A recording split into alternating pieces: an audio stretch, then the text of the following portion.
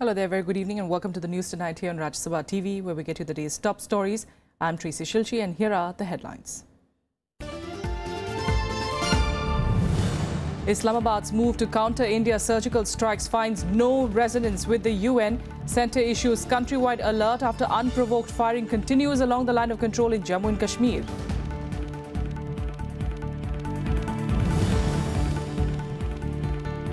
Karnataka Chief Minister calls an all-party meeting on the Kaveri water-sharing controversy, says it does respect the Supreme Court but insists it does not have enough water to share.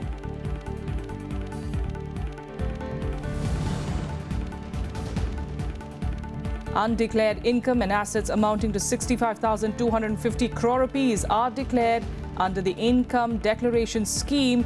45% of the money to reach the government as tax and penalty.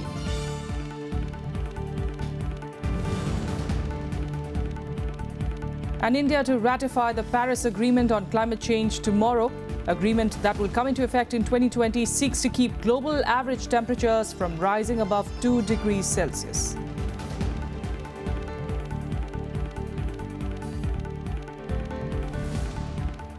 Our top story, India today said that Pakistan is not getting any support at the United Nations over its complaint against the surgical strikes.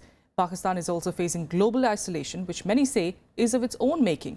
Along with the United States, Bangladesh, Afghanistan and Bhutan have openly condemned Pakistan for backing terrorism.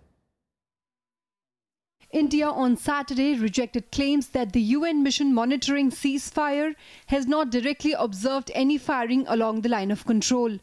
India's permanent representative to the UN ambassador Syed Akbaruddin said that the facts on the ground do not change whether somebody has observed it or not. On Friday, the UN Secretary General spokesperson had claimed that the UN military observer group in India and Pakistan had not directly observed any firing across the LOC related to the surgical strikes conducted by India on September 29th inside Pakistan-occupied Kashmir. Akbaruddin also maintained that Pakistan approaching the UN over the issue of surgical strikes did not find any resonance within the world body. Meanwhile, on Saturday morning, Pakistan once again violated the ceasefire in Jammu and Kashmir's Akhnur area. It targeted Indian posts and civilian areas with mortar bombs and heavy machine guns. However, no casualties were reported. तकरीबन 3:45 का वक्त था तो firing शुरू हो गई तो लोगों को पहले ही इन्होंने जो एडमिनिस्ट्रेशन है इन्होंने बोला था कि बच्चे बुजुर्ग जो नहीं चल सकते उनको थोड़ा पीछे तो वो ऑलरेडी बच्चे कोई 75% बच्चे बुजुर्ग वो पहले ही ऑलरेडी अपने रिश्तेदारों के पास जो जहाँ भी उनको था उनके लिए वो उन्होंने वहाँ चले गए लेकिन तकरीबन 4 बजे फायर हुआ लोगों को अफरा तफरी मच गई और ये भागना शुरू कर दिया.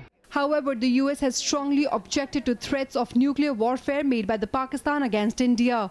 Responding to Pak Defence Minister's assertion that his country could use nuclear weapons against India, the US said that nuclear threats are not acceptable. Pakistan is being increasingly isolated internationally, with the country being forced to postpone the SAARC summit.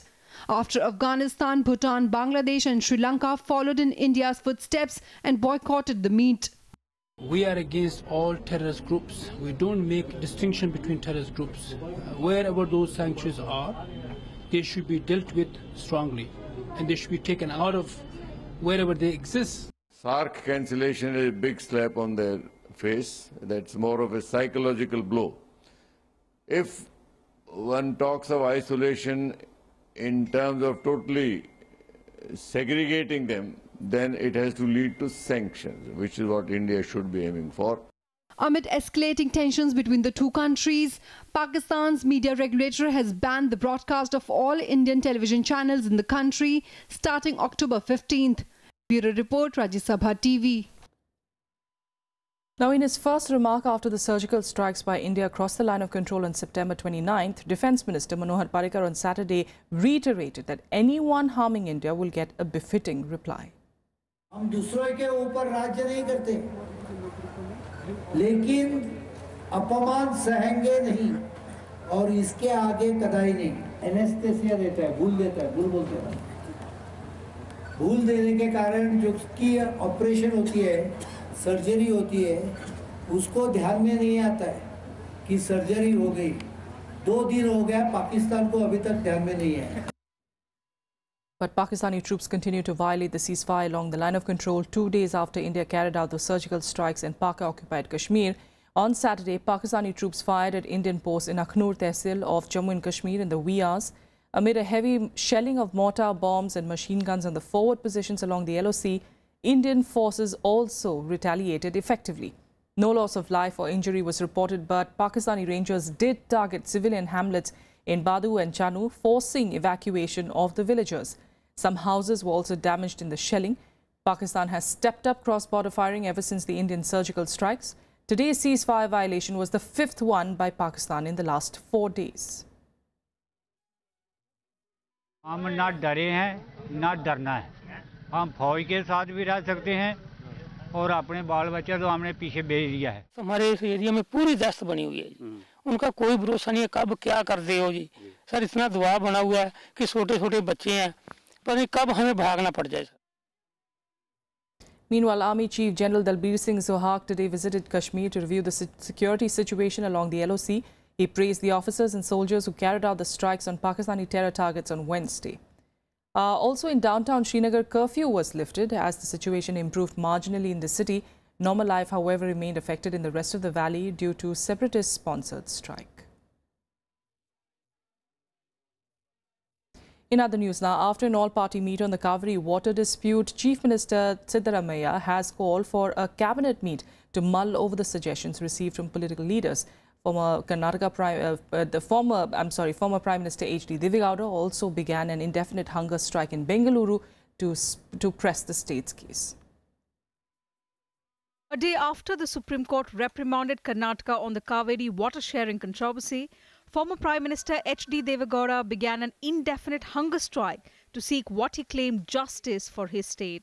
We are not disobeying any orders, but the point is where the injustice has taken place and how the injustice has happened in the broken tribunal. All these matters was brought before the Supreme Court. How can we release monthly, weekly? See, that too, if there is no rain. That's why we requested to send that committee. Karnataka Chief Minister Siddaramaiah also called an urgent all-party meeting to discuss the Supreme Court order that warned the state that it will have to face the wrath of the law if it does not obey the court. Considering all this, considering the court's observation, considering the suggestions given by the opposition, the cabinet will discuss and take a decision. We are with government, and whatever government of Karnataka take decision, we are obeyed by that and we are with them. We are suggested that you should not release the water and you should abide by the whatever decision is taken in the Legislative Assembly. We should follow that. No, we have given the suggestion not to release the water, then not to send any recommendation for appointment of the water management board member. It is not necessarily sent to the central government. So, but as seems reciprocated to what suggestion you have given. You will going to take the decision after conducting this cabinet meeting. The top court has directed Karnataka to urgently release 6,000 cusecs of water every day from the 1st of October till the 6th to Tamil Nadu. Prime Minister Narendra Modi also held a meeting to discuss the issue that has triggered a confrontation between Karnataka and Tamil Nadu. The meeting, though, failed to achieve any breakthrough. Bureau Report, Rajya Sabha TV. The first quarter of the income declaration scheme ended on the 30th of September with as many as 64,275 declarants collectively disclosing 65,250 crore rupees. Finance Minister Arun Jaitley made the announcement on Saturday, a day after the 4-month window for tax evaders ended. Jaitley said the figure will be revised upwards as the tax department is still processing some declarations filed online and manually. Launched on the 1st of June, the IDS scheme provided an opportunity to illegal income and asset holders to come clean by declaring their assets in 4 months and pay 45% tax and penalty.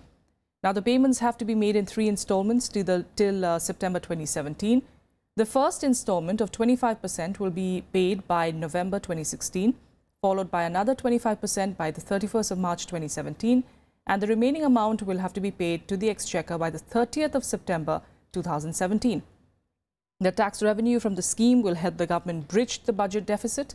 The government had come out with a similar scheme last year as well for Indians holding undisclosed income abroad, under which assets worth only 4,164 crore rupees were declared.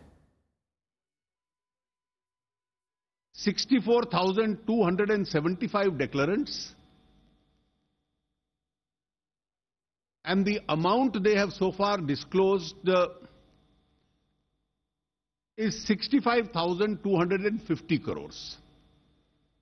मतलब approximately अगर हम average लें तो 1 करोड़ रुपया पर declaration आता है, कुछ का कम होगा, कुछ का ज्यादा होगा, लेकिन that is the average quantum per declarant so far amongst those tabulated.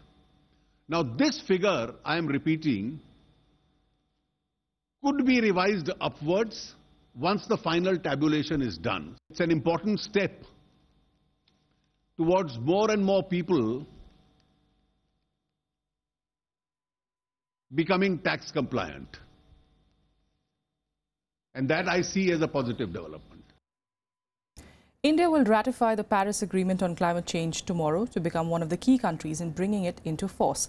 On Friday, environment ministers of the European Union also agreed to speed up the bloc's ratification. The Paris Agreement seeks to keep global average temperatures from rising above 2 degrees Celsius. On October 2nd, India will ratify the Paris Agreement on climate change.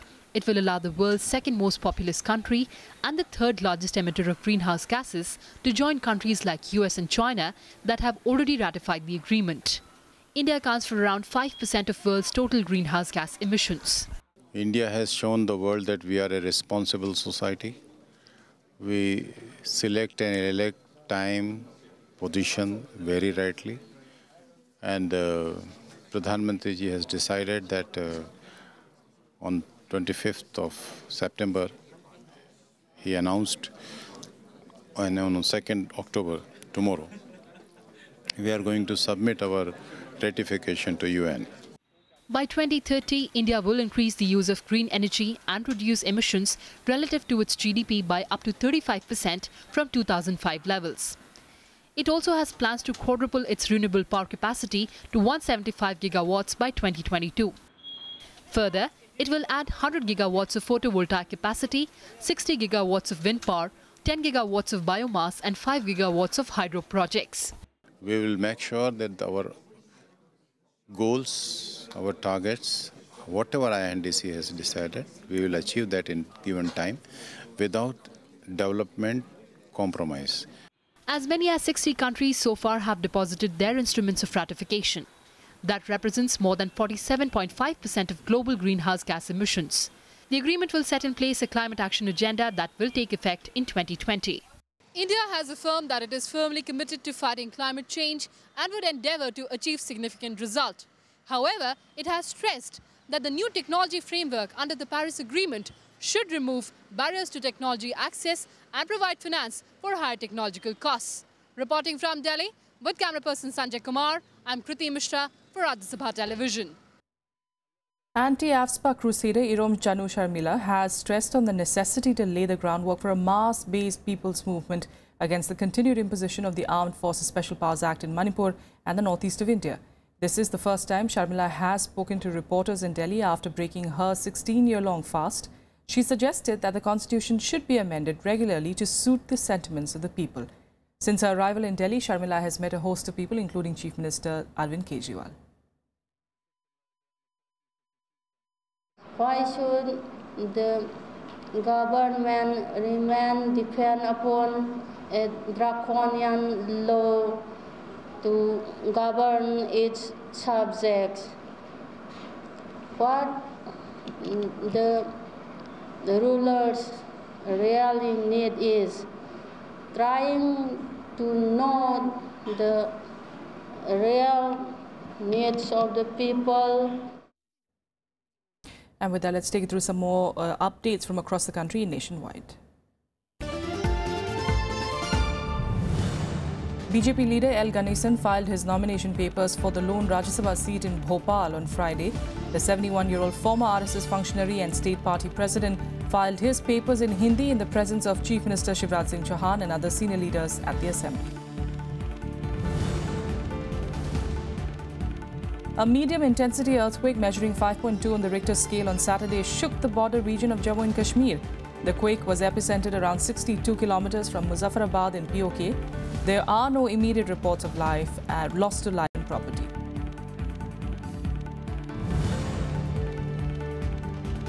At least 4 villagers were killed and 20 injured in police firing in Jharkhand's Hazaribagh district on Saturday. An additional superintendent of police was seriously injured after being abducted and assaulted by the mob. The problem reportedly began when police took Congress legislator Nirmala Devi into custody. She was staging a protest at the NTPC plant gate for the past few days.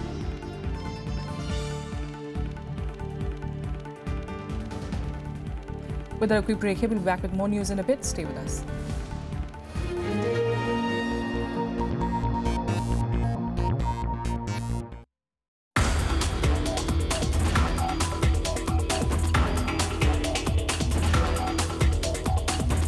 India and Vietnam have entered into a comprehensive strategic partnership.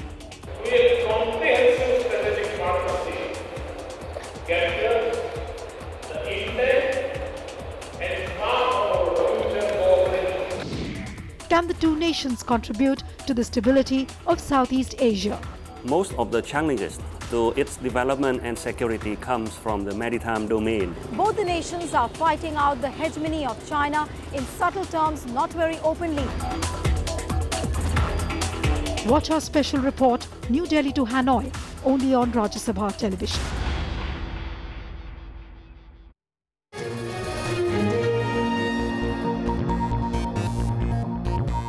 Welcome back. In more news now, Vice President Hamid Ansari has concluded his 5-day visit to Nigeria and Mali. During the visit, the Vice President met with top leaders of the two countries and held discussions on a range of issues, including cooperation in the field of security, defense, culture, infrastructure and fight against terrorism. Vice President Mohammed Hamid Ansari once again pressed on the urgent need to deal with cross-border terror in a comprehensive manner. Addressing the National Assembly of the Republic of Mali, the Vice President said terrorist actions cannot be justified on any grounds, and India strongly condemns terrorism in all its forms. The spreading tide of extremism and terrorism is a threat we both face. We in India face it from across our borders. Terrorist actions cannot be justified on any grounds. India condemns terrorism in all its forms and manifestations and is of the view that international and cross-border terrorism should be dealt in a comprehensive manner. Vice President Ansari also said that India sees itself as a partner in Mali's reconstruction, economic development and growth. India has extended 7 lines of credit worth $353 million to Mali and signed 2 MOUs, including one on cultural exchange. We welcome the signing of the agreement for peace and reconciliation and hope that it would lead to unity, preservation of territorial integrity, lasting peace, development and prosperity. My government appreciates the wisdom of Malian leadership that facilitated the signing of the agreement. This was the first high-level visit by any Indian leader to the African nation Mali. The Vice President also visited Nigeria, where he held wide-ranging discussions with the Nigerian leadership. This is Amrita Rai and Anu Diwan's report for Rajya Sabha TV. In international news, French fighter jets took off from the Charles de Gaulle airport to take part in the operations against Islamic State militants. French President François Hollande had announced the deployment in July after the Islamic State launched several terrorist attacks. France was also the first country to join the US-led airstrikes in Iraq. Since then, it has stepped up aerial operations against the Islamic State in many locations, including Syria. Paris also has special forces operating in both countries and has provided weapons to Syrian rebel groups. There are over 3,000 French military personnel involved in the region.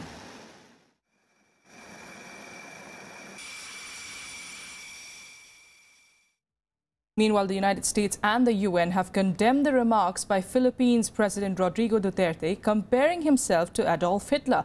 The US, however, stressed that its ties with the Philippines were ironclad and would not be affected by the leader's controversial comment. Duterte had on Friday said that he would be happy to slaughter millions of drug addicts, just like Nazi Germany killed 3 million Jews. The United States and Philippines are once again at loggerheads after the Philippine President Rodrigo Duterte compared himself to Adolf Hitler as far as the war on drugs is concerned.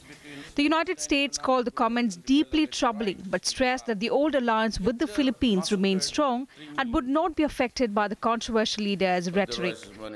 What I would say to that is that America's relationship or partnership with the Philippines is long, and it's been based on a mutual foundation of shared values, and that includes our shared belief in human rights and human dignity. And within that context, President Duterte's comments are a significant departure from that tradition, and we find them troubling. The United Nations also condemned the comments, calling them inappropriate, adding that it showed a high level of ignorance or disdain for history. Any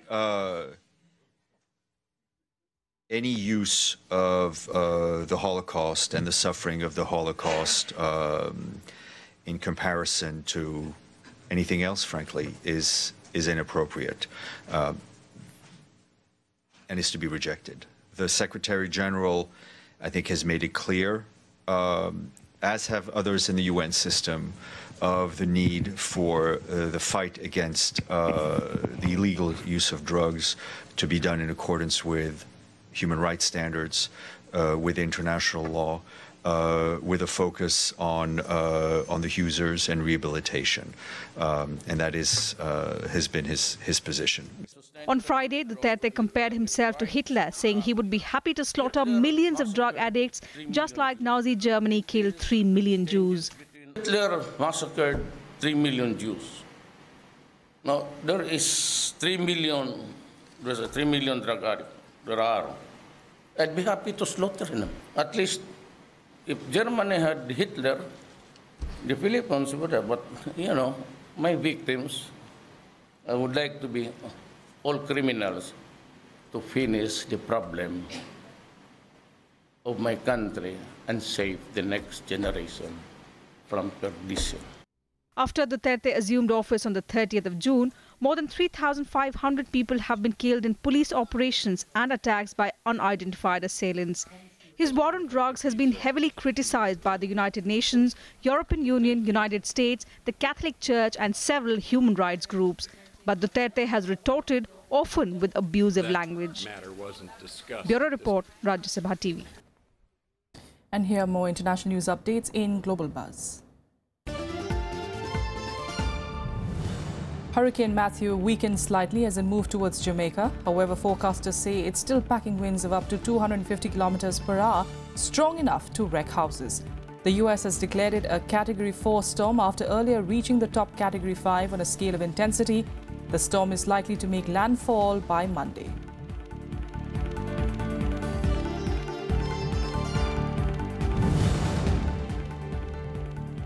Search and rescue operations at the Suchun village in East China's Zhejiang province continued on Saturday, where a typhoon triggered landslide claimed at least 7 lives and left more than a dozen missing. Earlier this week, Typhoon Megi had in fact swept across the area, causing extensive damage. Over 4,000 people have been mobilized to take part in the search and rescue operation.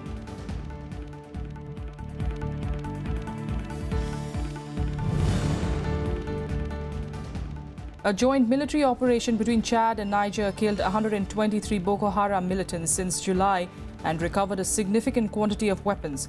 The claim was made on Saturday by Niger's defense ministry.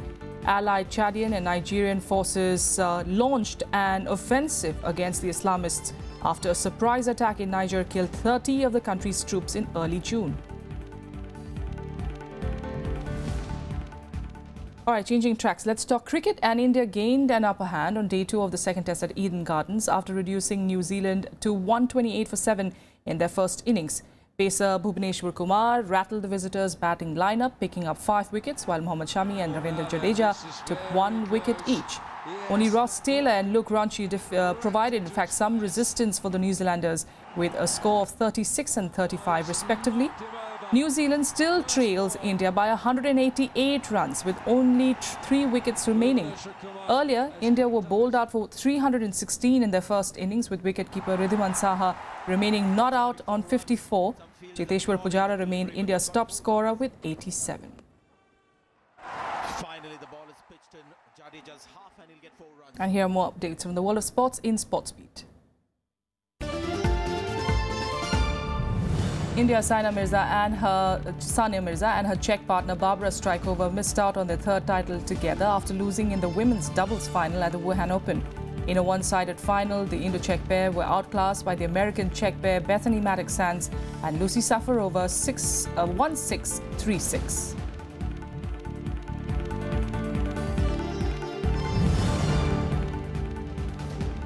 The BCCI today decided to counter the Lodha Committee recommendations on bringing changes in the board's governance. In a special general meeting in Mumbai, the 30-member BCCI seemed in no mood to give in to the several reforms suggested by the Supreme Court-appointed committee. The board is likely to oppose the recommendation of the 3-member selection panel and one state, one vote formula.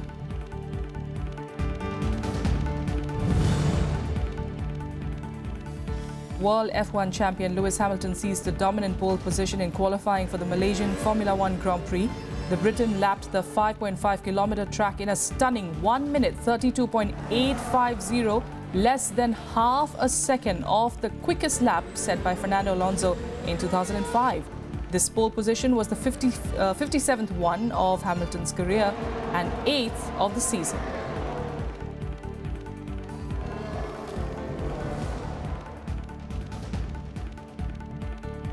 That's all we have for you in the news tonight. Thanks for joining us.